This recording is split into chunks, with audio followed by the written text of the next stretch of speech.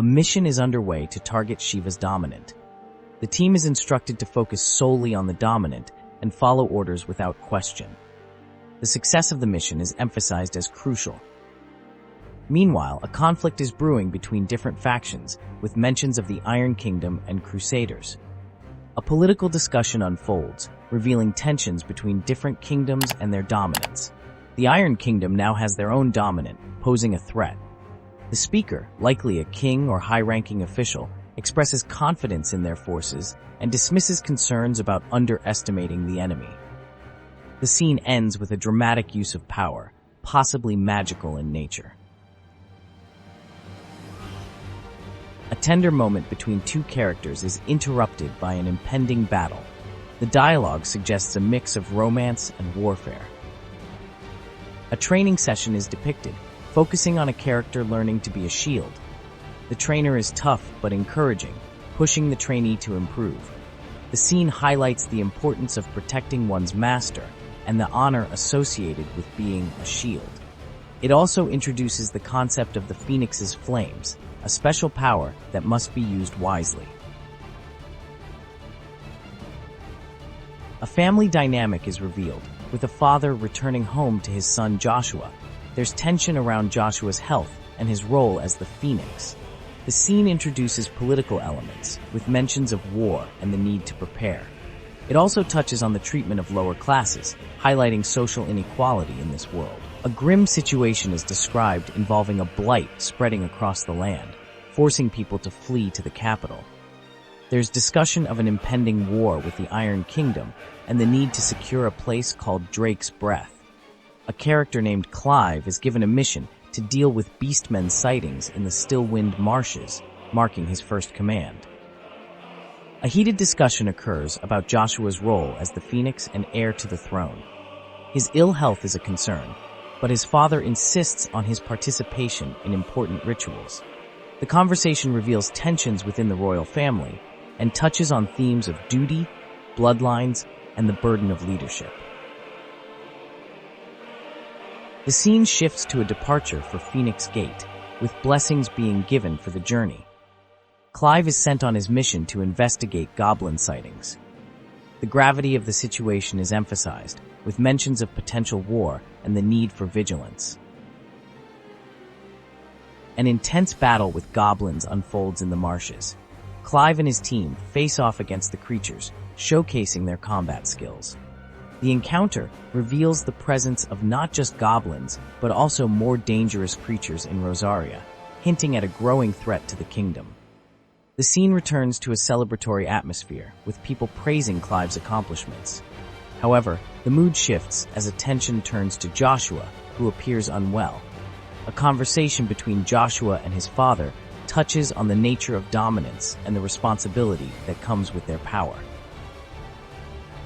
The scene concludes with a poignant conversation between Clive and Joshua. Clive expresses his feelings of inadequacy compared to Joshua, who is destined to be the Phoenix.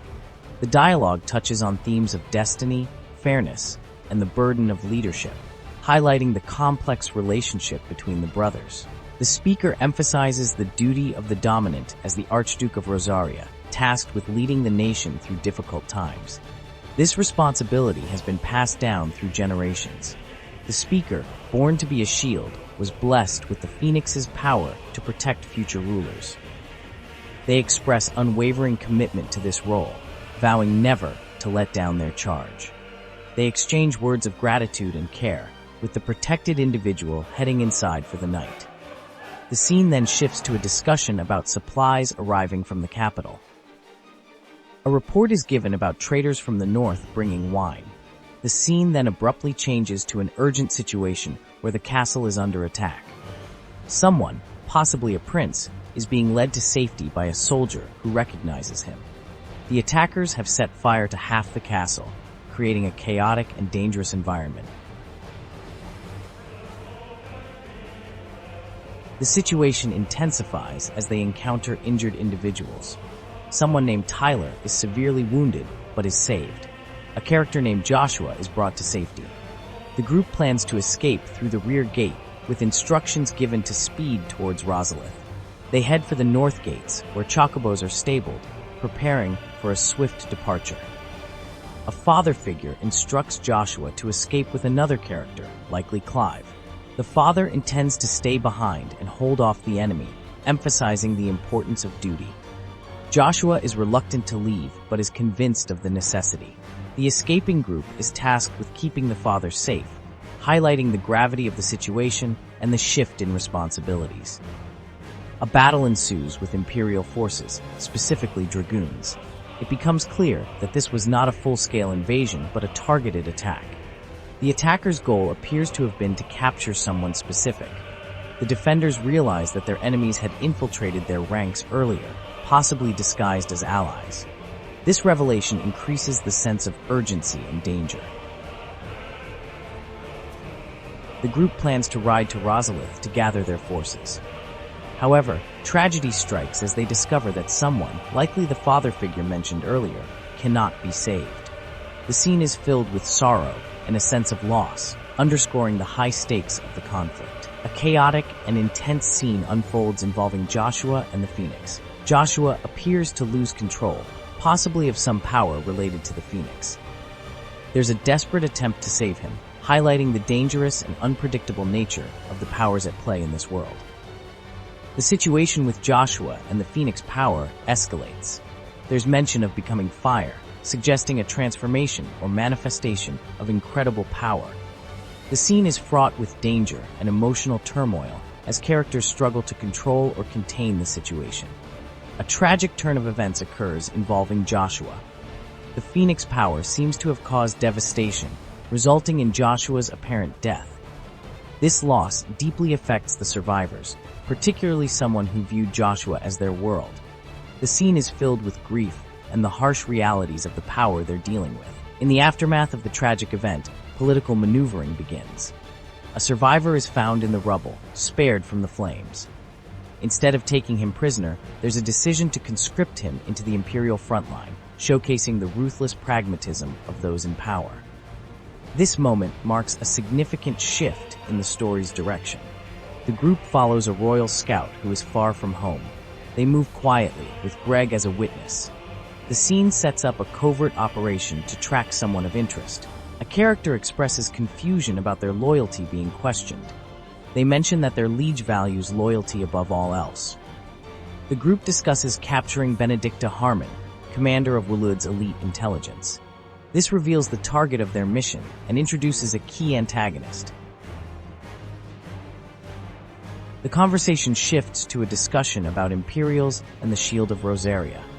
They debate the existence of Eikons of fire and their ability to give blessings. This adds depth to the world's mythology, suggesting a complex system of elemental icons and wardens.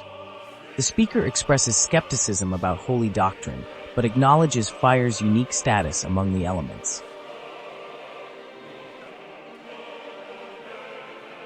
The group hurries to reach their destination before dark, concerned about potential discovery of bodies.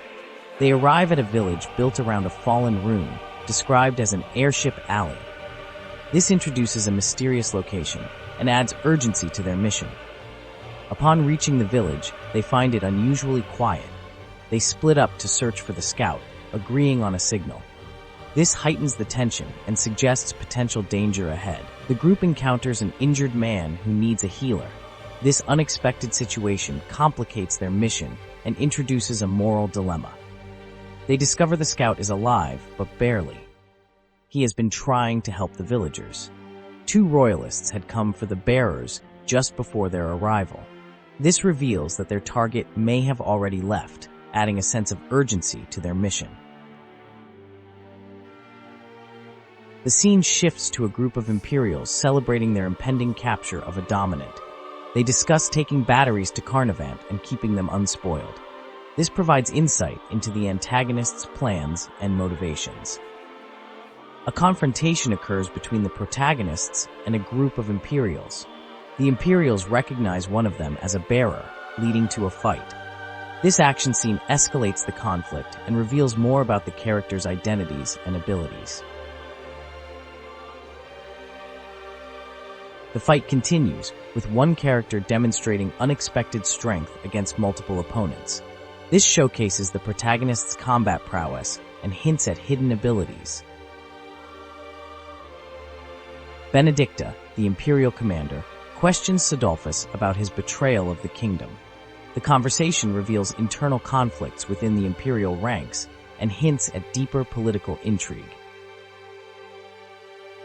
It becomes clear that the Imperials were not just after bearers, but specifically seeking a dominant. They had interrogated and imprisoned villagers in their search. This clarifies the true objective of the antagonists and the extent of their actions. A character recounts a personal tragedy from 13 years ago, involving the death of their brother at the hands of a dominant. This backstory provides motivation for their current actions and deepens the emotional stakes of the conflict. A speech criticizes the perceived invincibility of the Imperial host, suggesting it may be more vulnerable than it appears. The speaker then addresses the protagonist, questioning why they do not use their power to resist, given their ability to slay gods. This reveals the protagonist's extraordinary abilities and presents a moral dilemma. An offer is made to the protagonist to join the speaker's side, promising respect and better treatment. This presents a choice for the protagonist and hints at potential internal conflict. The group plans to infiltrate Carnivant, an Imperial stronghold, to rescue captured bearers and potentially a dominant.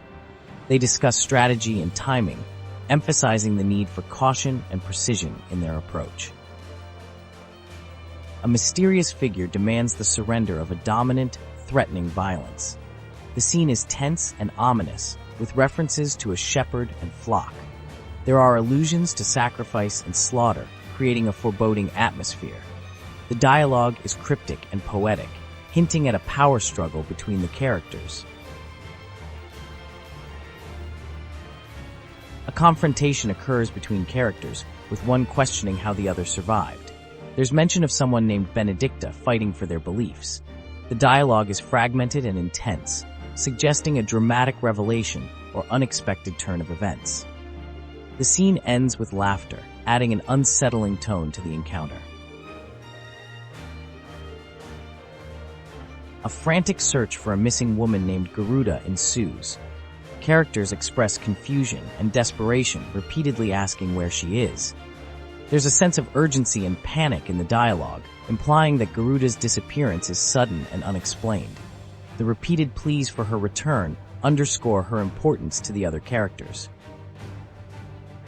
Chaos unfolds as characters realize someone's power has been taken. They speculate about a dominant starting a fire and escaping. There's mention of a collapsing location and the need to leave quickly. The scene conveys a sense of danger and urgency, with characters trying to piece together what happened while planning their escape. Characters discuss a diversion that allowed villagers to escape. They observe the arrival of potential pursuers and decide to leave to avoid suspicion. The dialogue suggests a successful plan execution, but also hints at the risk of being caught. There's a mix of relief and tension as they prepare to depart the scene. A conversation reveals that someone unexpected freed some bears. Characters discuss vengeance and family, with one thanking another for their actions. The dialogue hints at complex relationships and motivations among the group.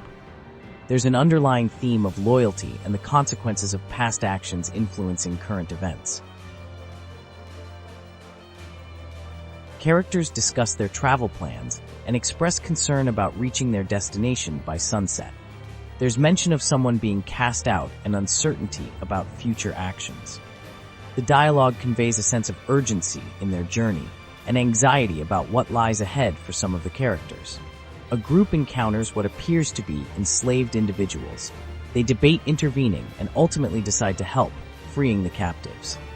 The scene highlights themes of morality and compassion, with characters choosing to act against injustice despite potential risks to themselves. A character expresses intense anger and a desire for destruction. The emotional outburst suggests deep-seated pain or trauma. The brevity and intensity of the dialogue imply a pivotal moment or realization for the character, possibly setting the stage for significant actions or decisions to follow. A dangerous situation unfolds involving a character named Garuda, who seems to be losing control of a powerful force. Other characters discuss the need to stop Garuda to prevent widespread destruction. The scene conveys a sense of imminent danger and the high stakes involved in containing Garuda's power. A character recognizes someone referred to as the Dominant, who is responsible for a past tragedy. There's mention of a 13-year quest for vengeance. The dialogue suggests a long-awaited confrontation is about to occur, with emotions running high as the character prepares to face their nemesis. This segment is too brief to summarize meaningfully without more context.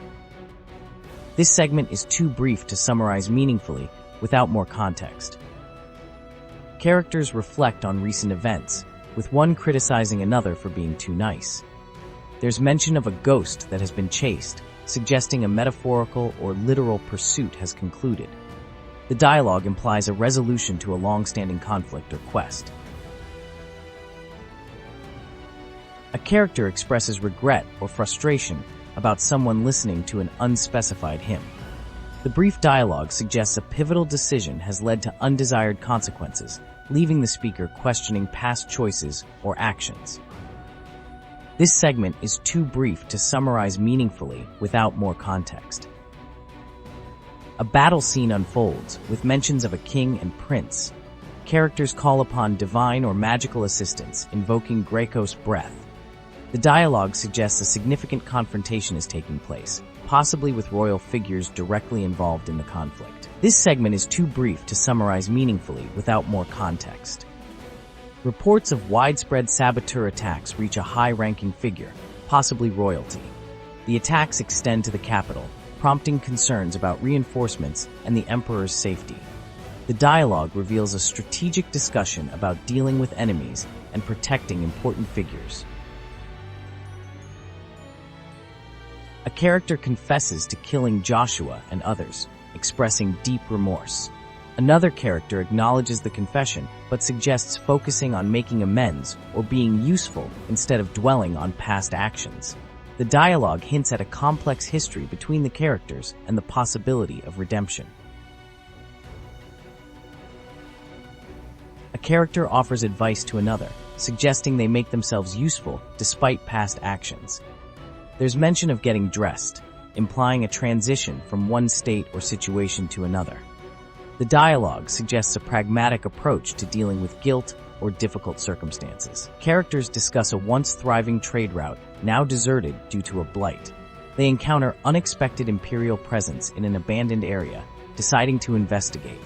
The dialogue reveals strategic thinking and adaptability as the characters adjust their plans based on new information.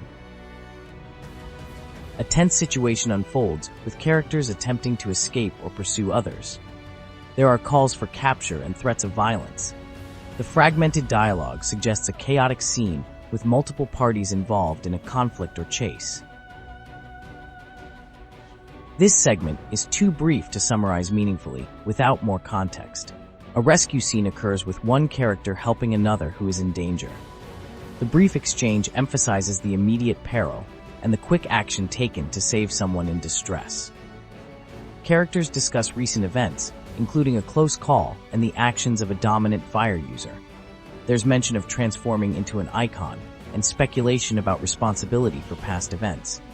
The dialogue suggests a complex situation involving supernatural abilities and unresolved questions about past actions. Characters discuss a vow to avenge a brother's death and hunt down the responsible party. There's mention of deadlines and returning to Rosaria, suggesting an impending journey or mission. The dialogue implies a sense of urgency and determination to uncover the truth about past events. Characters recount a recent battle involving someone with fire-like abilities. There's mention of a friend waking up and instructions to tend to wounds. The dialogue suggests the aftermath of a significant confrontation, with characters regrouping and assessing the situation. A reunion occurs between characters, with one expressing disbelief at the other's survival. They discuss recent events, including a life-saving act and unintentional harm. The dialogue conveys a mix of relief, gratitude, and the need for forgiveness, highlighting the complex relationships between characters. A character recounts the invasion of their homeland and subsequent capture by enemy forces. They describe the awakening of their powers and being forced to fight for their captors. The narrative reveals a tragic backstory and the difficult choices faced by the character. Characters discuss past events, including a transformation into an icon of fire and the death of Joshua. One character encourages another to seek the truth about what happened, offering support. The dialogue suggests a journey of self-discovery and the need to confront past actions. Characters prepare for a journey to Rosaria, discussing the changes that have occurred there. There's mention of potential dangers and instructions for seeking help if needed.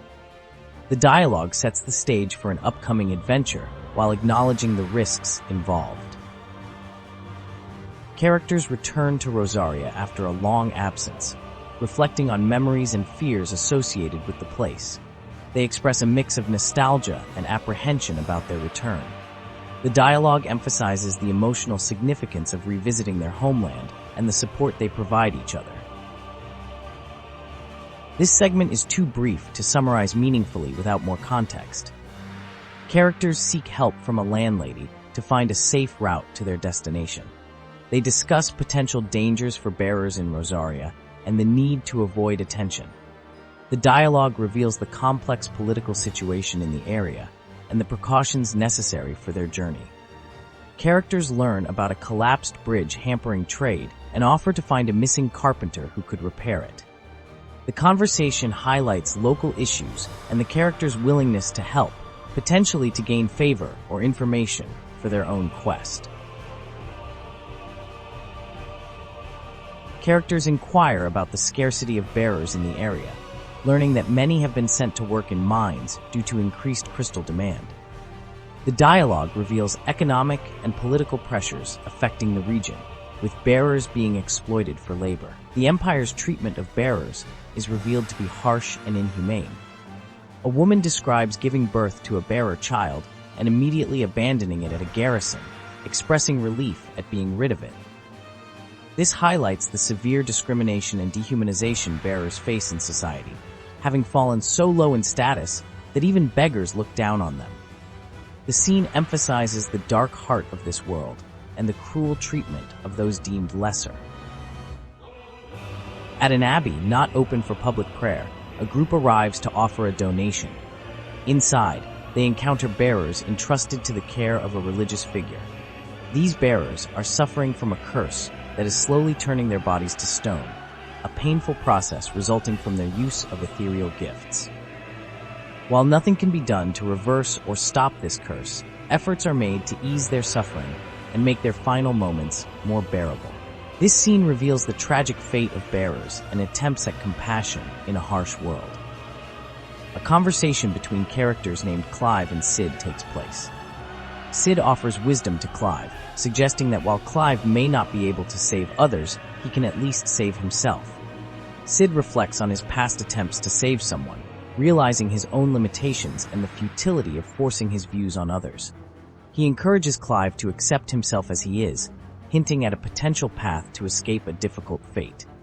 The dialogue touches on themes of self-acceptance, personal growth, and the challenges of helping others. A reunion occurs between Clive, Jill, and Lady Hannah, who is revealed to be Rodney Murdoch's wife. Hannah invites them to her house, where they catch up on past events. It's disclosed that Clive and Jill have been wandering the world, fleeing from dangers. Hannah shares that her husband Rodney passed away during a fire at Phoenix Gate. The conversation touches on political changes, including the marriage of Duchess Annabella to the Emperor of Sambrec, which has led to significant alterations in the region, including the closure of the capital to civilians. Clive grapples with the realization that he may be responsible for the deaths of Joshua, Murdoch, and others. This revelation causes him intense emotional turmoil as he questions the purpose of his continued existence. Jill provides emotional support, reminding Clive of a shared memory and suggesting that their survival must have a greater purpose. The scene highlights themes of guilt, redemption, and the search for meaning in the face of past actions. Lady Hannah provides Clive with some of his father's old clothes, which fit him well. This gesture brings back memories of happier times when their families were close. The scene is tinged with nostalgia and gratitude, providing a moment of warmth amidst the challenges they face. It also serves to connect Clive to his family history and heritage. The characters arrive at Phoenix Gate, the site of a tragic past event. They explore the Hall of the Gate, a sacred place where only the Phoenix's dominant can enter. This location holds significant memories for Clive, as it was where his brother Joshua was meant to undergo an important ritual. The scene sets the stage for revelations about past events and hints at the mystical nature of their world. As they explore deeper into the ancient structure, they encounter hostile creatures, which they speculate are simply protecting their territory. They discover an old, possibly 1,000-year-old chamber with a central figure that appears godlike. This exploration reveals more about the mystical and historical aspects of their world, hinting at ancient powers and forgotten knowledge. Clive faces a profound moment of truth, accepting his identity as the second dominant of fire. He confronts the painful reality that he was responsible for his brother Joshua's death and the destruction of the castle. This revelation is a turning point for Clive, as he grapples with guilt and the need for atonement. He expresses a determination to uncover the full truth about his powers and the mysterious hooded man who brought them to this place.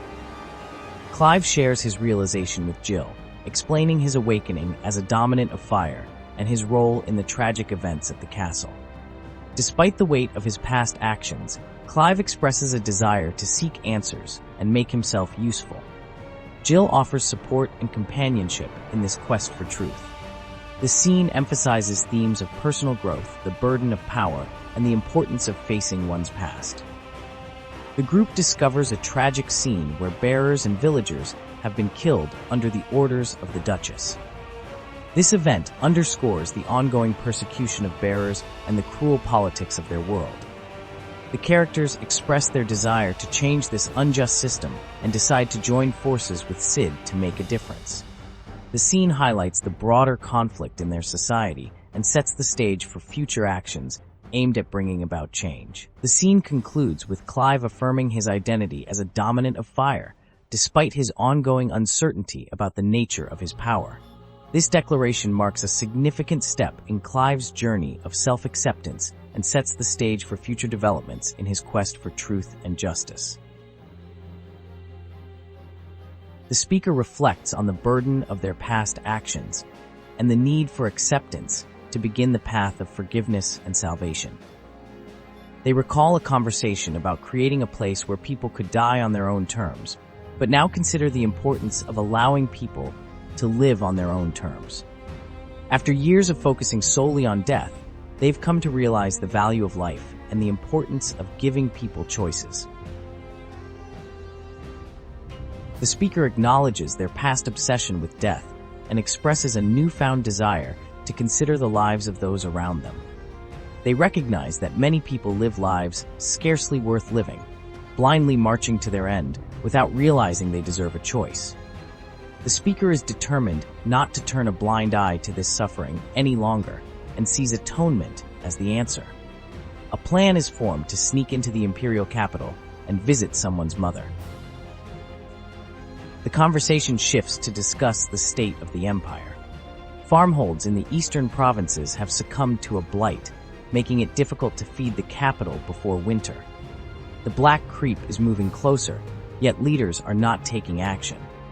There's mention of looking south to the Crystalline Dominion's holdings for fertile land, but this is complicated by mutual accords and sworn respect for borders. The Empire is struggling to feed its people and handle the influx of refugees fleeing the blight. Leaders debate the Empire's course of action. Some argue for expansion and conquest, citing it as the will of Great Griga and a necessary step to claim new lands for their citizens. Others express concern about the cost and potential uproar.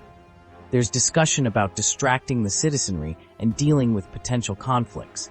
The conversation reveals tension between different factions and their views on how to address the Empire's challenges. A shocking revelation is made about the Mothercrystals being the reason for the world's decline. The speaker explains how these massive crystals drain ether from the land, leaving behind empty wastes. This contradicts the common belief that the crystals are divine gifts. The truth about the crystals has been inconvenient for those in power, including possibly the gods themselves. A plan is proposed to bring down the old world order and build a new one where people can live on their own terms. A small group plans to infiltrate Oriflamme, the keystone of the Empire, which is currently in chaos. They discuss the need for stealth and the potential use of their Eikons as a backup plan. The group separates to travel individually, planning to meet in Northridge in a few days. They acknowledge the risks involved and the potential consequences of their actions. The scene shifts to a conversation with a character named Isabel, who agrees to help based on a past kindness from Cid. She offers to assist in bypassing the final obstacle to enter the Holy Capital, but expects a favor in return. The plan involves disguising someone as a bearer with a master to avoid suspicion from the gods. The group reconvenes, noting the heavy military presence in the capital. They plan to use a back entrance, specifically the glass gate, where shards are loaded for transport. This route, while heavily guarded, is deemed less risky than other options. A character reveals knowledge of a shortcut gained from a previous unsuccessful attempt to infiltrate the area. The conversation turns to the broader implications of their mission. They discuss how those in power knowingly allow the Blight to continue, prioritizing their own interests over the people's welfare. The use of bearers as tools by the rulers is criticized, highlighting the disregard for their lives once they're no longer useful. The group resolves to take action, even if it means being labeled as outlaws, to bring about necessary change. As they prepare to infiltrate, the group discusses their plan to destroy the Mothercrystal's heart. They acknowledge the risks and the potential for unexpected challenges. The conversation touches on themes of growth through adversity and the need to embrace life's challenges. They prepare themselves for the possibility of confrontation and the need to adapt their plans quickly. The group encounters resistance as they make their way towards the inner sanctum. They face both human opponents and monstrous creatures, likely twisted by exposure to excessive ether. Despite the dangers, they press on, aware that the palace guard may now be alerted to their presence. They discuss the potential consequences of their actions, recognizing that destroying the crystal could lead to short-term hardships before any improvements are seen. The scene opens with characters discussing the need for a larger sword to deal with a challenging situation. They anticipate George's reaction to the news and prepare for an intense confrontation. The atmosphere becomes tense as they ready themselves for action. A dramatic moment unfolds as someone desperately calls out for help, specifically addressing Clive. The speaker expresses an inability to proceed without Clive's assistance, highlighting the crucial role Clive plays in their mission or current predicament. The scene shifts to a disorienting situation where the speaker finds themselves in an unfamiliar location, possibly after regaining consciousness. They express confusion about their whereabouts, suggesting a sudden and unexpected change in their environment. A tense interaction occurs between two characters. One is injured but dismisses the severity of their wound. The other recognizes the injured party and expresses a determination to prevent them from achieving their goal, implying a conflict of interests or opposing sides. The confrontation escalates as one character warns the other not to speak, indicating a power dynamic or attempt at control. The scene suggests a struggle between opposing forces or ideologies. A character reflects on their past beliefs and how meeting someone changed their perspective. They discuss the importance of striving for a better life rather than a good death. The speaker acknowledges making a choice and passes responsibility to another, possibly Clive. The dialogue continues, mentioning the crystal's blessing as a prison and the need to help the world break free from it. The speaker urges Clive to take action, suggesting a significant turning point in their quest or mission. A new character enters the scene, recognizing Clive and praising his bravery. They express regret for not arriving sooner, implying a missed opportunity to prevent a negative outcome. The scene intensifies as a confrontation with a powerful entity known as Phoenix unfolds. The speaker challenges Phoenix, revealing past conflicts and a determination to protect their brother. They prepare for a battle, invoking ancestral power. The confrontation with Phoenix continues, with both sides acknowledging the futility of their current actions. The speaker employs a strategy to protect their brother, demonstrating resourcefulness in the face of a formidable opponent. The battle reaches a climax, with the speaker successfully protecting their brother from Phoenix. They express confidence in their actions and reaffirm their identity, suggesting a moment of triumph or personal growth. A character insists on retrieving something before departing, adding tension to the escape. Meanwhile, others discuss the aftermath of the confrontation, mentioning the absence of casualties. The setting changes to a marketplace scene, with vendors enthusiastically offering various goods, including silks, foods, and medicinal items. The lively descriptions create a vivid image of a bustling market atmosphere. A conversation between Cid and another character reveals information about captured bearers and a potential trap set by Kuka's private guard. They debate the best course of action, with Cid warning against rash decisions. The dialogue continues, focusing on the dilemma of whether to attempt a rescue of the captives. Cid expresses concern for the potential consequences of such an action, highlighting the high stakes involved. The scene shifts to a tense situation, with captives pleading their innocence and a character arriving to intervene. The arrival brings hope for evening the odds in what appears to be a dangerous confrontation. The conflict escalates, with accusations of murder and revelations about the true nature of the situation. The rescued captives express anger and frustration, feeling used as bait in a larger scheme. The rescued individuals voice their desire to be left alone, revealing a complex situation where past efforts to help have led to unintended negative consequences. The rescuers grapple with the realization that their actions are not universally welcomed. The scene transitions to a broader geopolitical discussion, detailing the struggles between Sambrex and other powers in the region. The dialogue outlines the strategic importance of various territories and the ongoing conflicts shaping the world. The geopolitical analysis continues, focusing on the Holy Empire's expansion and the breaking of non-aggression treaties. The speaker contemplates the potential outcomes of the escalating conflicts between major powers in the world. The conversation shifts to discussing strategic opportunities arising from the current political climate. Characters consider the implications of troop movements and the potential for action, while key players are distracted. A reflective dialogue ensues, with characters discussing their progress over the past 5 years and the challenges they face. They contemplate the price of power and the toll their mission has taken on them. The discussion delves deeper into the nature of their mission and the impact of the crystals on the world.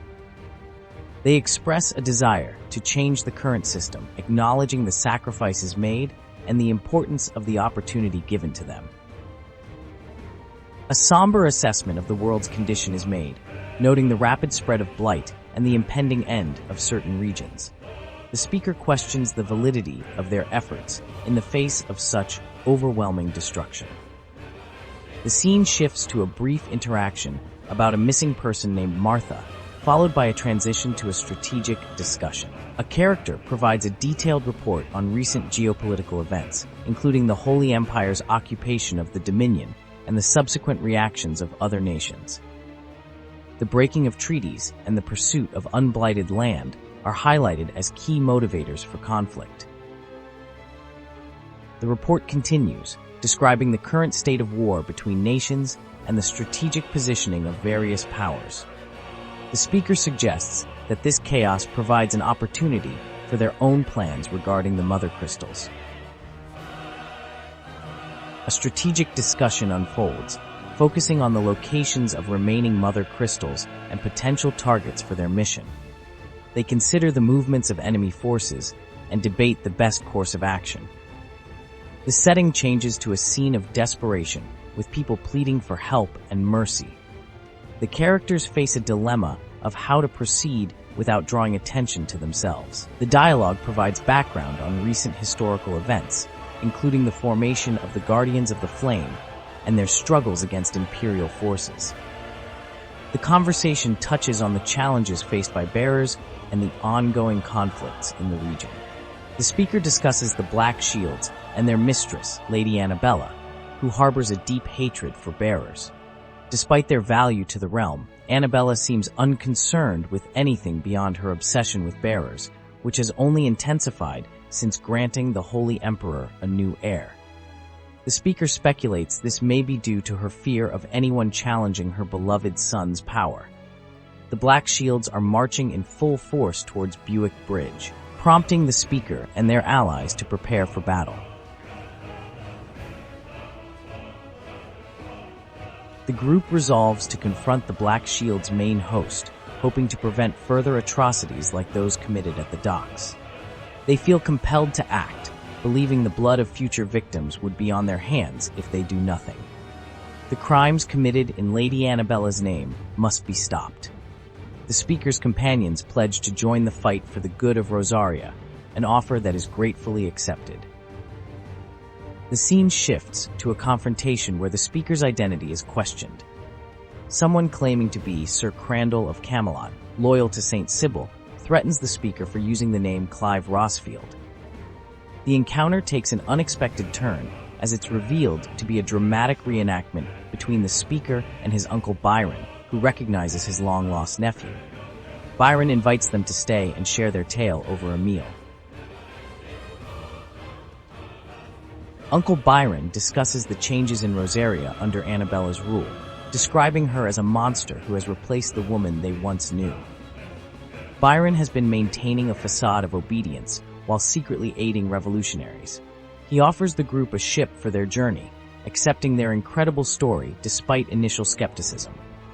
The conversation touches on Clive's transformation from a good boy to an outlaw, with Byron playfully embracing his new role as an outlaw's uncle.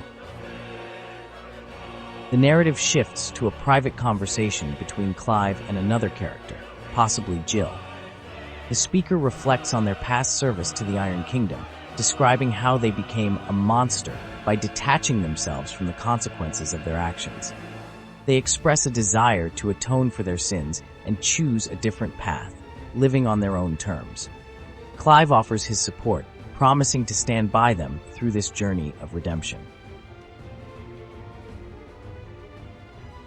The story provides background on the Iron Kingdom, explaining its strict adherence to the crystalline orthodoxy.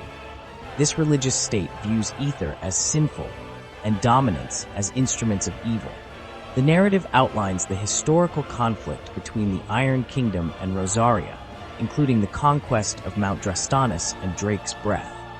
It emphasizes the strategic importance of these territories and the ongoing tension between the two nations. The scene changes to a covert mission to infiltrate Drake's Breath, the Iron Kingdom's mother crystal. The group navigates treacherous waters and uses magical abilities to conceal their approach. They discuss the natural defenses of the island and their plan to enter through a back gate. The journey is fraught with danger, including strong currents, sharp rocks, and ether floods. The group encounters challenging conditions as they make their way through the island. They face extreme heat and unstable terrain, suggesting volcanic activity. Despite the difficulties, they press on towards their objective, determined to complete their mission before the harsh environment overwhelms them. The narrative focuses on a reunion between characters and a confrontation with a religious leader referred to as the Patriarch. The scene is tense, with warnings of impending danger and emotional farewells. The characters push forward to the sanctuary, driven by a sense of urgency and unfinished business. A climactic confrontation unfolds between the protagonist and a religious figure, possibly the Patriarch. The dialogue reveals a history of exploitation and cruelty, with the protagonist rejecting their past role as a monster created by the religious order.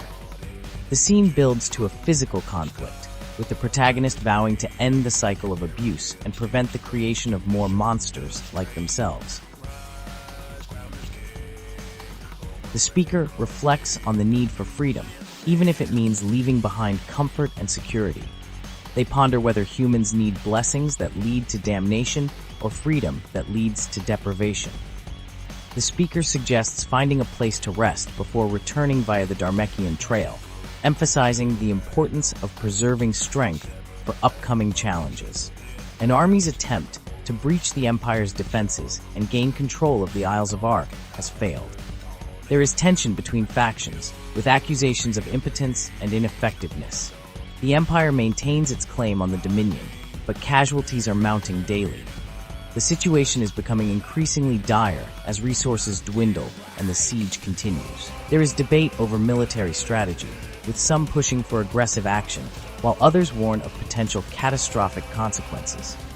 The threat of Bahamut's involvement looms large, with fears that a direct confrontation could lead to the destruction of the Dominion. The leaders grapple with difficult decisions, weighing the risks of action against inaction as soldiers suffer. A shocking revelation occurs as someone unexpected enters, causing disbelief among those present. It is revealed that Cid is actually the son of an Empress, not a common criminal as previously believed.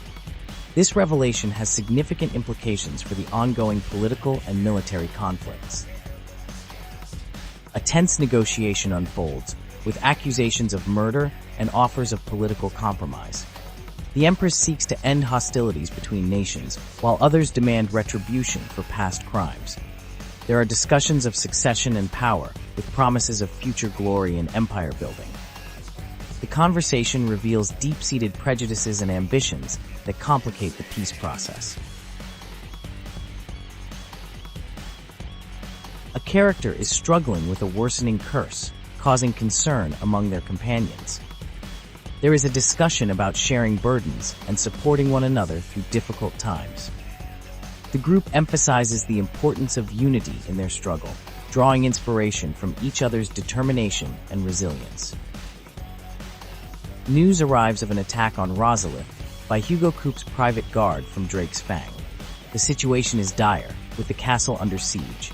Despite warnings that it may be a trap, Clive decides to go to Rosfield's aid, unwilling to let his home be destroyed. The group prepares to confront Hugo Coupe, determined to prevent further loss of life. The story delves into Hugo Coupe's background as a powerful economic advisor in Dhalmekia. His influence extends beyond finances, as he commands a private army and has exploited his position as Titan's dominant. Coupe has launched an invasion of Rosarian soil, taking advantage of the Empire's preoccupation with the Crystalline Dominion conflict. His true goal is to lure out Clive, using the invasion as bait. The invading forces have breached the outer walls of Rosfield Castle. The defenders are struggling to hold their ground. The scale of destruction is shocking, highlighting the lengths Coupe is willing to go to capture one man. The protagonists must navigate the ruins of their former home, grappling with the emotional toll of seeing it reduced to rubble. A confrontation occurs between Cid, revealed to be Lord Rosfield, and Hugo Coupe. Coupe has been searching for Cid for a long time and has gone to great lengths to set up this meeting. The atmosphere is tense, with Coupe's mockery and threats creating a sense of impending danger. A prisoner is brought forth, seemingly for execution. There are references to betrayal and punishment. Meanwhile, allies are working to infiltrate the area and rescue their companions. The situation is precarious, with time running short and enemy forces swarming the castle. The confrontation between Coupe and Cid Clive intensifies. Coupe reveals his motivations, seeking revenge for the death of Benedicta Harmon. A shocking twist occurs as Clive confesses to being responsible for Benedicta's death, not Cid. This revelation changes the dynamic of their conflict, with Coupe realizing he may achieve an even greater vengeance than he initially hoped for. The conflict escalates into a physical battle. There are references to shared dreams that have been shattered and the widespread destruction caused by both sides. The fight is intense and personal, with no room for pity or mercy on either side. The battle concludes with unexpected arrivals and revelations of hidden abilities. There is confusion about the presence of royalist forces and their intentions. The group debates their next move, torn between pursuing coup and tending to their immediate needs for rest and recovery. The scene shifts to a calmer setting, with characters reuniting and catching up on recent events. There are mentions of ongoing studies and global political developments. The group considers taking on a new task or favor while they regroup and plan their next major move. The narrative concludes with a glimpse into diplomatic negotiations. There are discussions of peace terms, including the possibility of reparations. The leaders must carefully consider their response, balancing the desire for peace with the need to address past wrongs and secure their nation's future. The Empire expresses gratitude to Prince Olivier for his crucial intervention in negotiations with the Titan. The prince's courage and wit in dealing with the mighty being are praised, and he is blessed in the name of the crystals. The discussion then turns to the withdrawal of Dalmascan troops. It is noted that the Men of the Fist will not leave until a peace treaty is concluded, suggesting ongoing negotiations. The value of a peace treaty is questioned, with concerns raised about potential retaliation from the enemy's dominant. However, it is assured that Huge Koopa, the enemy's powerful ally, is engaged on the Western Front and would not arrive in time even if summoned. The possibility of civilian casualties in the event of conflict spreading to the city is addressed, with a callous attitude expressed towards potential losses, stating that citizens and homes can be replaced. Prince Dion is ordered to return to his camp and await further instructions. The astrologers confirm suspicions of treachery surrounding Prince Dion, validating earlier reports. This revelation disappoints the leadership, suggesting a potential shift in trust and allegiances within the Empire's hierarchy. The discussion shifts to the movement of forces, particularly those from Waloed. It is noted that the renowned Royal Navy likely facilitated troop entry into Rosaria via its unguarded coast. The efficiency and fear-inducing reputation of Waloed's naval power, especially the Iron Hare or Black Galleon, are highlighted as crucial to their expansionist ambitions. Speculation arises about Titan's fate and the true intentions behind recent events. The possibility of transporting Titan to Drake's Fang for healing is considered, but deemed impractical due to the long and perilous sea journey. Instead, it is deduced that a light traveling party likely escorted Titan through the desert, allowing for a quicker and safer retreat. This revelation implicates the Royalists, not the Republicans, in Hugo Koopa's escape. The scene shifts to a trading post where travelers, including some from Waloed, are resting. The atmosphere is casual, with characters ordering food and drinks. However, there's an undercurrent of tension as some individuals seem to be hiding their true identities or purposes. A conversation reveals that an important figure, referred to as Your Grace, is unwell but insistent on pressing forward to meet with Prince Dion. The urgency of this meeting is emphasized, suggesting critical political or strategic implications. Meanwhile, other characters discuss recent events, including the successful return of a guest to Drake's Fang. Tension escalates as some travelers are questioned about their intentions. A request for assistance is met with refusal, leading to a confrontation. The scene suggests a covert operation or escape attempt is underway, with various factions potentially at odds. The narrative focuses on a negotiation for passage through a south gate. A merchant emphasizes the importance of trust in business dealings and is initially reluctant to assist the travelers. However, he becomes intrigued by their determination and proposes a task for them to earn his trust and aid. The scene shifts to Drake's Fang, where Hugo Koopa is believed to be hiding. Characters discuss strategies for infiltration, acknowledging the high security and need for caution. Personal reflections and apologies are exchanged, touching on themes of betrayal, redemption, and the pursuit of a better world. A confrontation unfolds, possibly involving Hugo. There are references to past conflicts and discussions about strength and dominance. A mysterious figure offers Hugo a chance for revenge, suggesting the use of a Mothercrystal's heart as a source of power. This proposal seems to tap into Hugo's desperation and desire for vengeance. The narrative becomes more action-oriented, with references to trials beginning and the power of mythos being demonstrated. Characters are engaged in some form of conflict or challenge, with tensions rising and the stakes seemingly high. A climactic scene unfolds, possibly involving a transformation or awakening of power. There are references to Ultima and discussions about human will and consciousness. The dialogue suggests a struggle between human nature and some greater, possibly supernatural force. The scene concludes with philosophical reflections on the nature of power, will, and revenge. It's noted that one cannot command the power of ether through sheer force of will, and that changing one's nature is beyond human capability. The fate of Hugo is alluded to, suggesting he met a tragic end in pursuit of revenge, ultimately unable to overcome his own nature. The scene opens with poetic musings about the beauty of a Mothercrystal's death. Someone, likely a prince, is offered medicine and potions. There's mention of using dragoons to keep the Dalmex at bay, with a warning to use Bahamut only as a last resort due to the high cost of his strength. This suggests a tense political situation with military implications. An armistice between the Empire and the Republic is discussed, but the Emperor still plots against the Republic. The Dalmex are unaware of this deception. Bahamut is described as the champion of the Empire, giving hope to its people. The speaker pledges loyalty to their master and mentions the Council's maneuvering, indicating complex political machinations at play. A potential scenario is described where the Republic might tear up the treaty and launch an assault. This would lead to a battle in the capital, resulting in thousands of civilian casualties. The speaker expresses a desire to prevent this outcome. There's a brief mention of not having to battle with Titan. Suddenly, news arrives that Olivier has been made emperor, signaling a significant political shift. The newly appointed Emperor Olivier orders the prince to maintain his current position. The prince decides to go to the palace despite this, showcasing a potential conflict of interests or disobedience.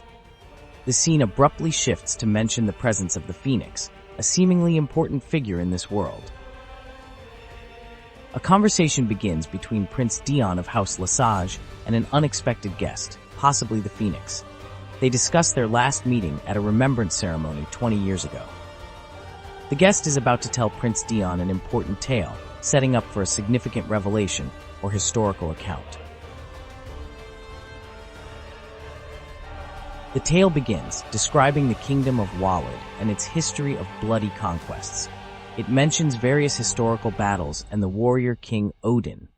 Recently, Odin seems to have ceased his conquests, raising questions about his future intentions. The speaker speculates about potential future conflicts and who might be affected. The scene shifts to a more personal conversation. Someone recalls advice about the futility of speaking if no one is listening. They mention the passing of an old friend whose shadow no longer looms over them. There's a discussion about the limitations of the Phoenix's power, particularly its inability to bring back the dead. The speaker emphasizes the importance of living life fully and not as slaves to the crystals. The conversation turns to the state of the world, with the blight advancing and making the landscape increasingly desolate. A mission is discussed to destroy all Mothercrystals and end their thirst for ether. The next target is identified as Drake's Fang in the Crystalline Dominion. Plans are made to scout Twinside, the heavily guarded capital of the Empire, before taking action. Preparations are made for a covert operation. The group plans to disguise themselves as attendants of a traveling trader to infiltrate the Crystalline Dominion. They will use a merchant's pass to join a caravan running between the Dominion and Baclav markets. This approach is deemed less risky than traveling the full length of the Crystal Road on foot. The group arrives at the Mecca, described as the land of the gods. One character recalls childhood stories about ancient battles between gods and men that took place in this location. They discuss the legend of the gods' victory and the subsequent curses placed on humanity. including dominants and bearers. The conversation reveals differing childhood perspectives on these legends. As they approach Backlad, the group prepares for increased activity on the road. The scene then abruptly shifts to a conversation between Dion and his father about Emperor Olivier's ascension to the throne. The father explains his decision to surrender the throne, believing young blood is needed to rebuild the Empire of Sandbreak. The conversation between Dion and his father continues, revealing the father's ambitious plans for conquest. Dion questions whether these are truly his father's wishes or influenced by Ultima. The father dismisses this notion and expresses trust in Annabella, despite her past betrayals. The dialogue hints at complex political and personal dynamics within the royal family. The scene shifts to a bustling market where people are struggling with high food prices. There's mention of the Empire's occupation of the Crystalline Dominion and strict border controls. The group realizes they need a pass to enter Twinside and decide to find Goot to help them. Meanwhile, a merchant is charging exorbitant prices for travel to the Crystalline Dominion. A tense encounter occurs with someone who initially mistakes the group for threats. After a brief confrontation, it's revealed that they are actually on the same side. Plans are made to infiltrate Twinside, with some members scouting the Imperial defenses while others travel more openly. A meeting point is established at a square with a bell tower in case things go wrong. The narrative returns to a conversation about the influence of Ultima on Sandbreak. Prince Dion confirms that his father is not directly under Ultima's control, but acknowledges a sinister force at work.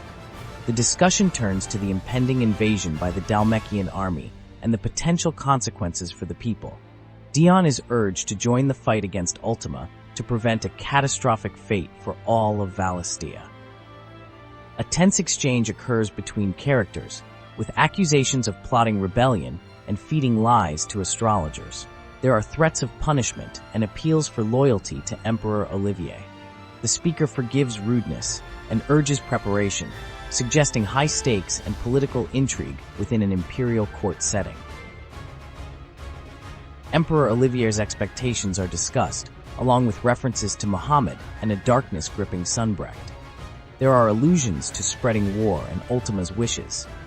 A character expresses remorse for family-caused grief, indicating complex relationships and conflicts within the narrative. Characters discuss resolving an issue within the Imperial household. There's talk of joining forces to bring a new dawn to Valisthea, suggesting a quest or mission. Loyalty is affirmed, and a decree is mentioned regarding the execution of traitors Annabella and her son, implying internal strife and power struggles within the Empire.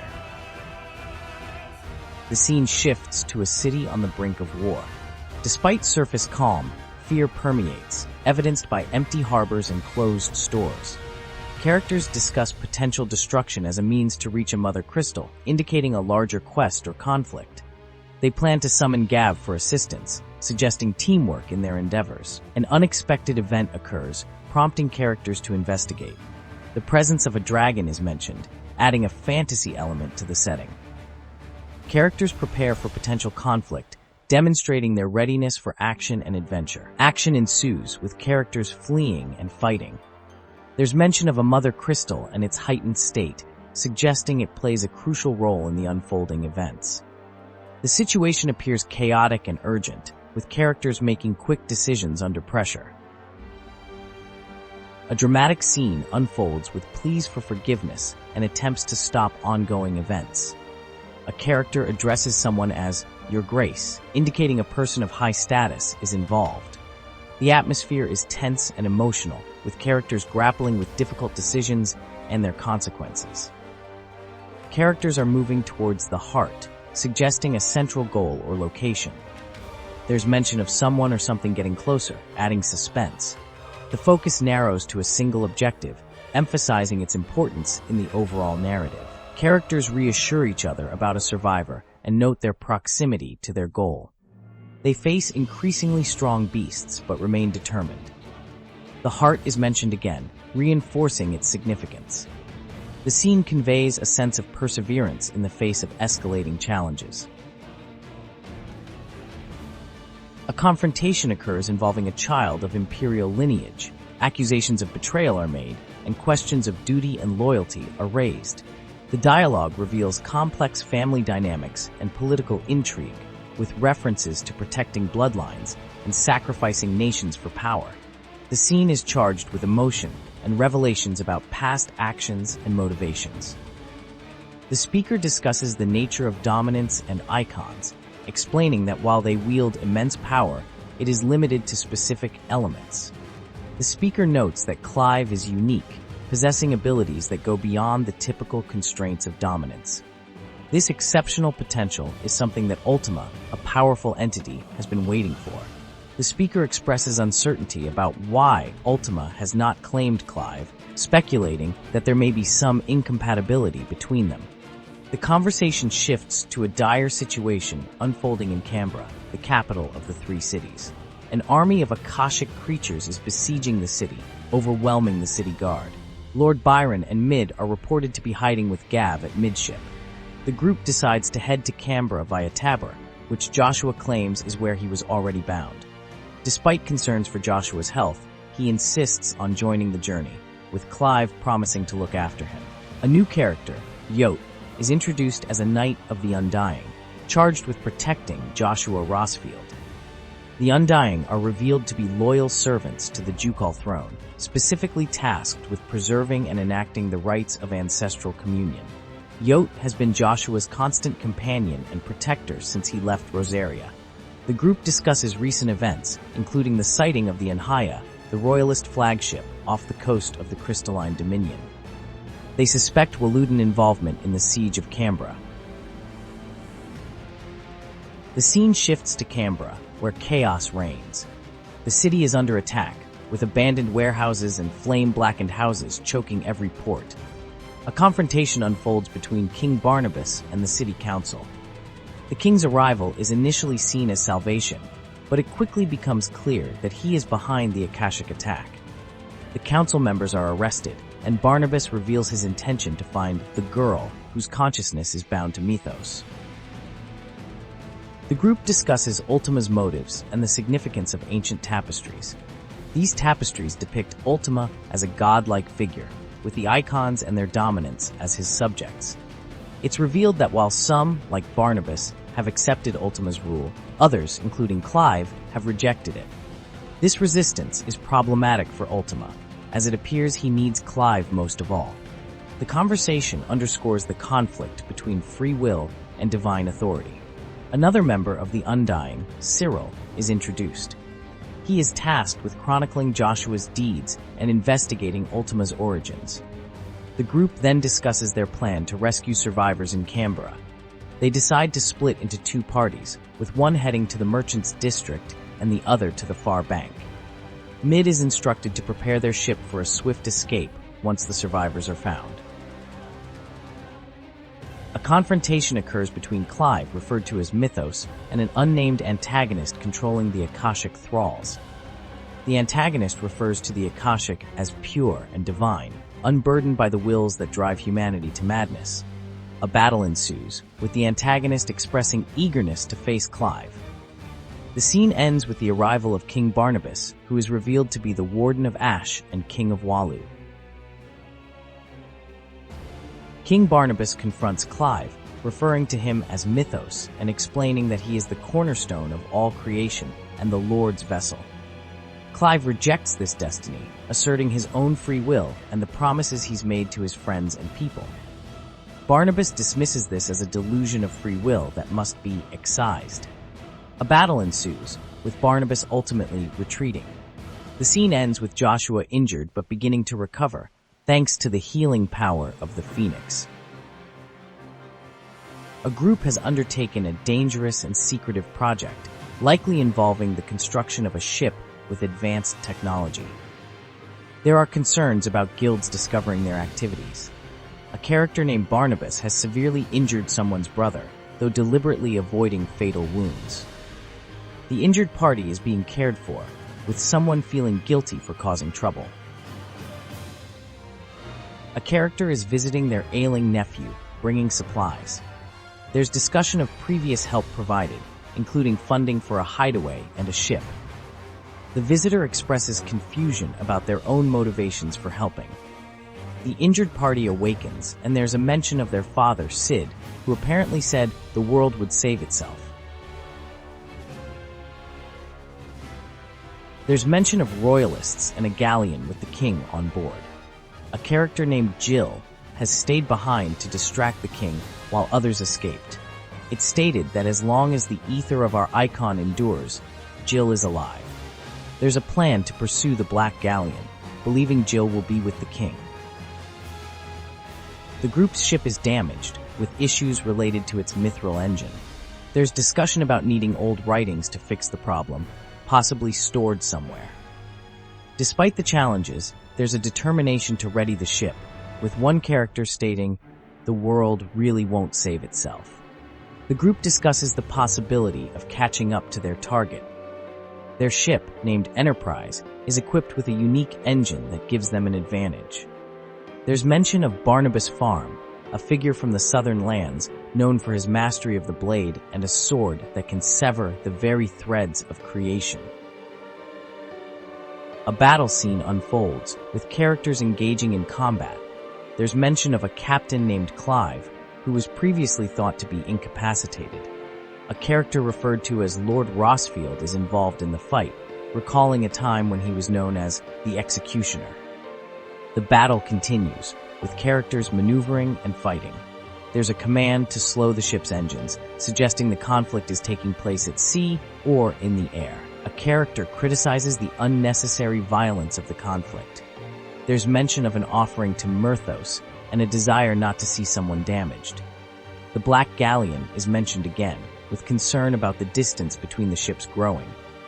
A character questions the certainty of the quest, noting the numerous and terrible foes they face. There's a discussion about living and dying on one's own terms. A character named Brandon Law is mentioned as potentially providing the necessary forces for their cause.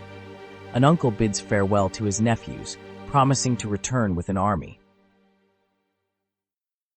The group continues their pursuit of the Black Galleon, following a northeast bearing.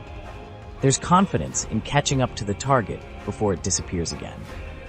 The ship's crew is urged to keep the furnaces fed, suggesting they're pushing their vessel to its limits. The pursuit of the Black Galleon intensifies.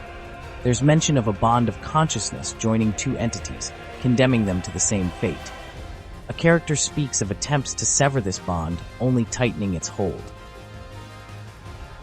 A rescue attempt is underway, with a character named Clive coming to save Jill and another person. There's mention of a dominant of fire named Phoenix, suggesting supernatural elements in the conflict. A philosophical debate unfolds about the nature of their world and the inevitability of blight. There's discussion about destroying Mothercrystals to restore balance. A character named Barnabas speaks of embracing truth and accepting one's place, while others argue for hope and choice. The speaker expresses gratitude for being healed and asks if the healer will return to visit. They mention owing their wings to Phoenix and refer to Barnabas as the last king. This sets the stage for a discussion about the kingdom of Waloed and its history. Barnabas, known as the last king, arrived from beyond the southern seas as a boy. He united the tribes of Ash and conquered the Velder Mark, establishing his throne on its ruins. His victory in 843 sent shockwaves through Valencia, with tales of his might spreading throughout the realm. Notably, Barnabas has ruled for 40 years, seemingly untouched by time. This long reign and recent inaction led many to question if he had lost his appetite for war. Despite prior inaction, Waloed has now committed to conflict. Orcs surround Drake's Fang, and Akashic haunt canvas streets, though their exact purpose remains unclear. If King Barnabas ordered the attack, it demonstrates Waloed's ability to unite beastmen and ether adults.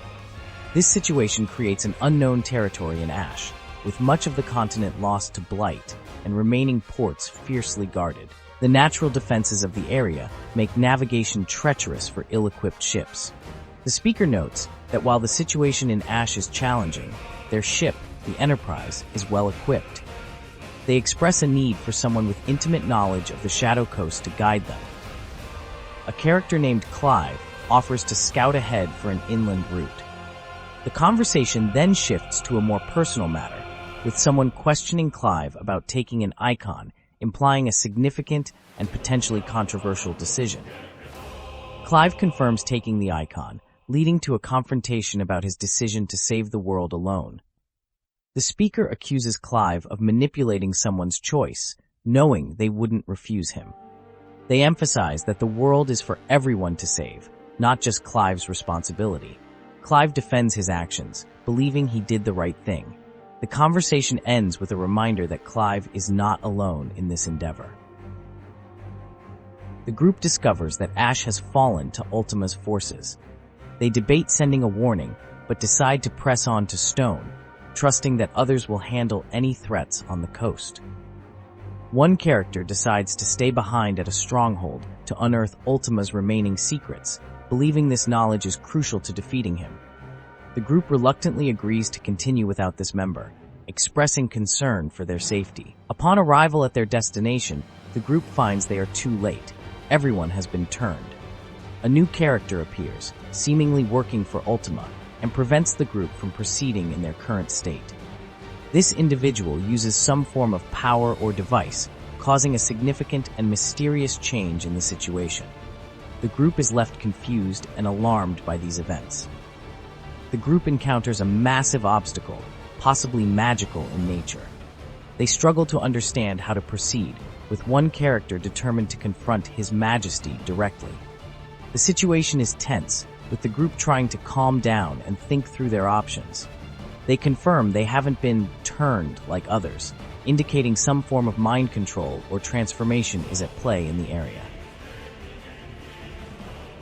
They meet a survivor who explains that the madness began when the skies changed, attributed to something called the Arc. People gradually went insane, their minds taken by the ether. The survivor remained, being too far along in pregnancy to flee. Nights arrived, adding to the chaos. The group speculates that the unborn child might be protecting the mother from the ether's effects, possibly because it's a bearer. They realize time is running out before Ultima's magic takes hold completely. The survivors reveal that those affected headed east to a tower called Reverie. The group recognizes similarities to Phoenix Gate and realizes this is where they'll find the king. They discover that even powerful entities like Odin and Leviathan are present. As they approach their goal, tension builds, with the main character insisting on facing the challenge alone, instructing others to find Joshua and return to the Enterprise if he doesn't come back. The protagonist reaches a critical moment, preparing to confront Barnabas. The atmosphere is tense, indicating a significant confrontation is about to occur. This marks the climax of their journey to this point, with the fate of their mission hanging in the balance. A philosophical debate ensues, likely between the protagonist and Ultima, or Barnabas. The antagonist expresses a cynical view of humanity, seeing them as weak and self-destructive. They argue that free will leads to suffering and malice. The protagonist counters, asserting that personal choice, whether right or wrong, gives life meaning. This exchange highlights the central ideological conflict driving the story's events. The antagonist reveals their perspective on human history, describing how mankind misused the gift of magic from God, leading to corruption and the advent of the Blight. They claim to have been chosen by God to lead humanity back to righteousness, viewing themselves as a savior. Their mission involves purifying humanity to create a new paradise, believing that only those deemed worthy can enter. This reveals the antagonist's motivations and the scope of their ambitions. The conversation escalates into a confrontation. The protagonist challenges the antagonist's interpretation of salvation, arguing that taking away choice is tantamount to death. This ideological clash culminates in a physical or magical battle, with the protagonist warning the antagonist about the weakness of their will. The scene sets up the final conflict between opposing worldviews and the fate of humanity hanging in the balance. The battle concludes with the protagonist emerging victorious. They reflect on the nature of will and choice, arguing that the antagonist's actions were driven by their own desires and choices, not divine will. This moment represents a turning point in the story, with the protagonist's philosophy triumphing over the antagonist's fatalistic worldview. The victory, however, seems to come at a cost, hinting at further challenges ahead. The defeated antagonist makes a final attempt to fulfill their mission, possibly trying to merge the protagonist with a divine entity or power. This act is presented as the culmination of a long-standing plan, with significant consequences for both characters and the world at large. The scene is filled with tension and a sense of impending transformation or revelation.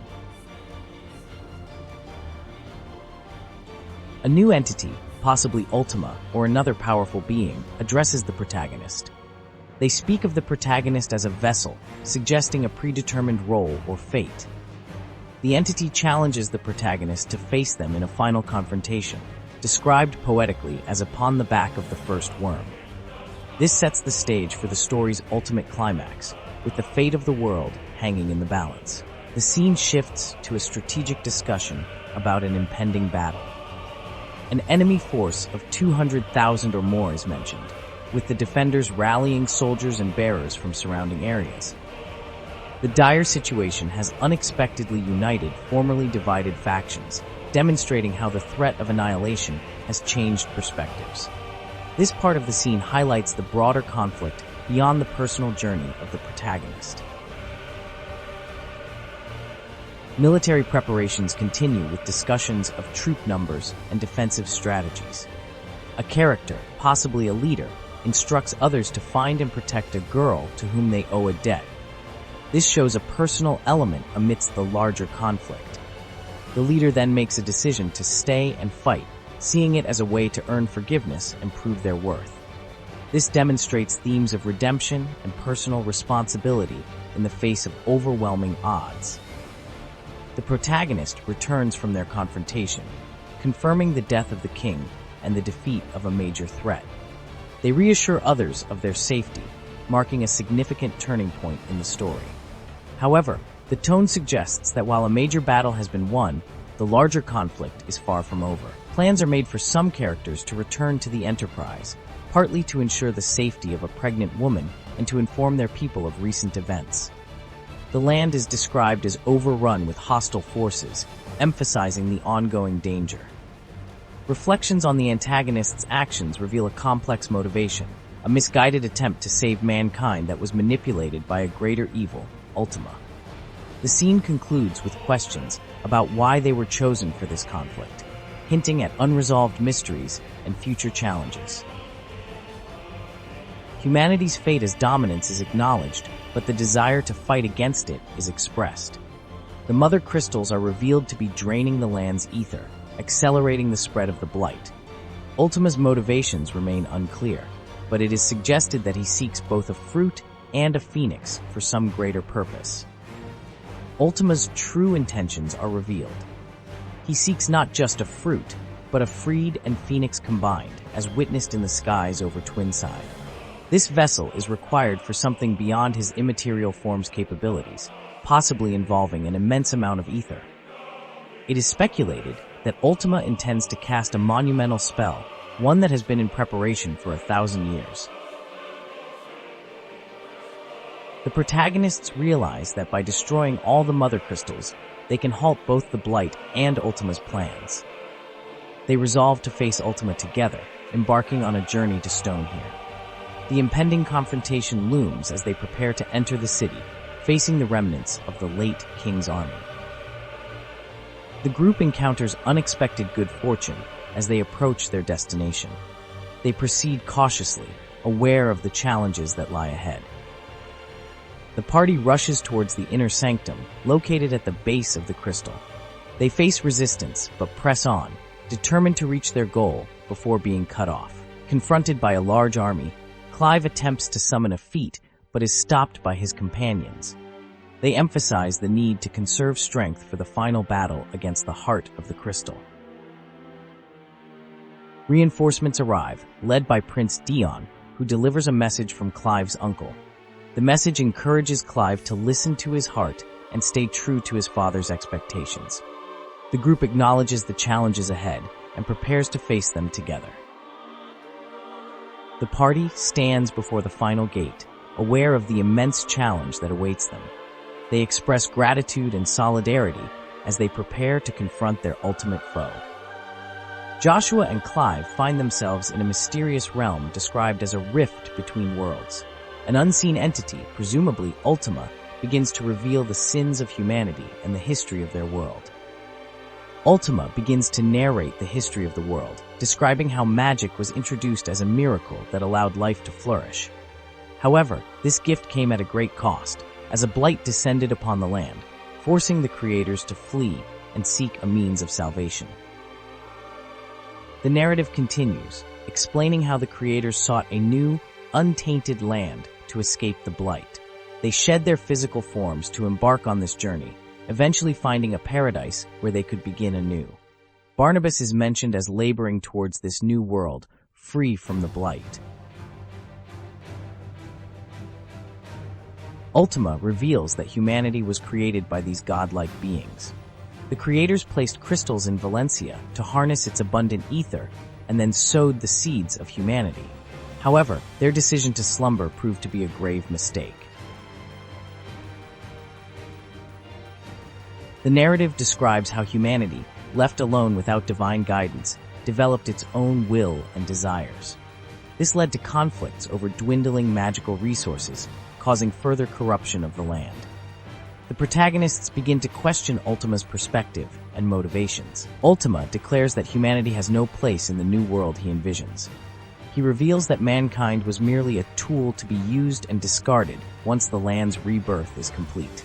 The protagonists reject this notion, asserting their right to exist and share the world. The confrontation intensifies as the protagonists declare their intention to live on their own terms, rejecting Ultima's authority over their world. They acknowledge the flaws of their existence, but assert their right to determine their own fate. Ultima attempts to sway the protagonists by offering absolution for their perceived sins. However, they stand firm in their resolve to oppose him and forge their own path. The narrative delves into the internal struggles of the characters, particularly Clive, as they grapple with the weight of their actions and the seeming futility of their choices. Ultima continues to tempt them with the idea of leaving everything behind. A moment of clarity arrives as the characters begin to see through Ultima's illusions. They reaffirm their identities and prepare to confront the true nature of their situation. Ultima is surprised by the strength of will displayed by the protagonists, particularly the manifestation of the Phoenix's power. This unexpected development causes Ultima to question the true potential of human will. The confrontation reaches its climax as Ultima's true nature and intentions are further revealed. The protagonists prepare to leave the illusory realm and face the real challenges ahead. As the illusion fades, the destruction of the crystals is confirmed. However, a new threat emerges in the form of a massive ether disturbance, signaling the beginning of a new phase in the conflict. The aftermath of the crystal's destruction is witnessed, with devastating consequences for various regions. The emergence of a new crystal structure called Origin is observed, bringing with it unknown implications and dangers. The group discusses the implications of the new crystal structure and its effects on the world's ether balance. They realize that stopping Ultima will require finding a way to access the crystal in the sky, a challenge that seems insurmountable at present. The protagonists decide to take time to reflect and strategize, acknowledging the enormity of the task ahead. They remain determined to find a solution and confront Ultima, despite the seemingly impossible odds. The speaker reflects on the nature of survival and freedom in a world without gods. They acknowledge that fighting for survival has been a constant struggle, much like Ultima himself. The new world that emerges after this conflict will require its inhabitants to decide who will inherit the land. While Ultima's victory would mean death for all, even his defeat presents challenges. A godless world may offer newfound freedom, but this freedom could become its own form of constraint. The speaker expresses hope that even if freedom becomes a chain, it can be broken with sufficient will. They acknowledge that this process won't be easy and may take generations or centuries of suffering. However, they believe that if everyone plays their part, a new world will emerge on their own terms. The immediate goal is to reach a crystal, and the speaker, identifying as the Phoenix, declares their readiness to face whatever horrors await in the skies. They remind others that this is their collective fight. The conversation shifts to discuss the practicalities of the upcoming battle. Concerns about fatigue are raised, and there's mention of some dominants retaining partial abilities despite losing power. The speaker, possibly named Dion, expresses a willingness to sacrifice themselves for the cause, viewing their life as already over and seeking to confront Ultima for answers. The group acknowledges the debt they owe to Dion, but agrees to postpone such discussions until after the battle. The dialogue turns emotional as characters prepare for a potentially final farewell. There's mention of a father figure who won't be returning, and characters express their acceptance of this fact. They share words of encouragement and requests for safe returns. Lady Dyer is mentioned, apparently concerned about someone taking their medicine. The atmosphere is one of both determination and poignant farewells as the group prepares for their impending mission. Final words of encouragement are exchanged among the group. There's an emphasis on choosing one's own path and believing in it. Emotional goodbyes are shared, with declarations of love and promises to return. The scene captures the gravity of the moment and the deep bonds between the characters as they prepare to face a momentous challenge. The narrative shifts to a new location, possibly named Origin.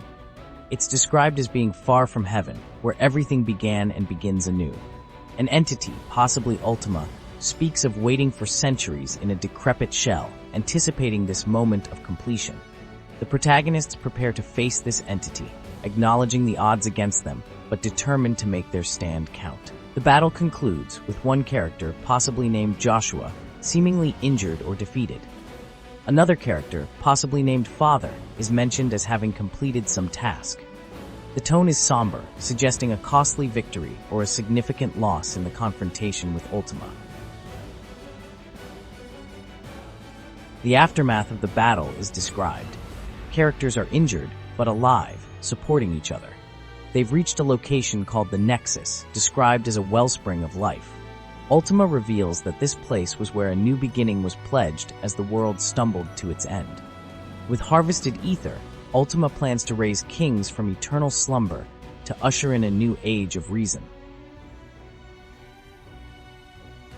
The true nature of Ultima's plan is revealed. It's not about creation, but self-preservation. The protagonists realize that Ultima condemned an entire world to escape death. The Mothercrystals, which they were meant to destroy, are revealed to be the beating hearts of those who sacrificed their flesh to pump the land's lifeblood. Ultima thanks the protagonists for unwittingly serving his purpose by freeing these entities. A character, possibly Joshua, appears to be in danger of being absorbed or transformed by Ultima. Another character, likely Clive, is revealed to possess both destructive and healing flames. There's a realization that Clive was never meant to be Ultima's vessel due to his ability to listen and acknowledge the will of others, unlike Ultima, who was driven solely by his own desires. The importance of faith is discussed. Unlike Ultima, who shunned faith, Clive has earned the faith of people who believe he will create a better world, save those in need, and fulfill dreams of a better future. This faith, along with the bonds Clive has formed, is seen as the source of strength that allowed him to resist Ultima's influence. The narrator asserts that while Ultima's power may be absolute, so is theirs when united. A dramatic moment unfolds where Joshua appears to sacrifice himself, possibly to prevent Ultima from taking control. Clive is distraught, calling out to his brother. Ultima sees this as the final piece falling into place, with one task remaining, to empty the vessel. The protagonists, however, remain defiant, swearing to shield the Firebird's flame forevermore.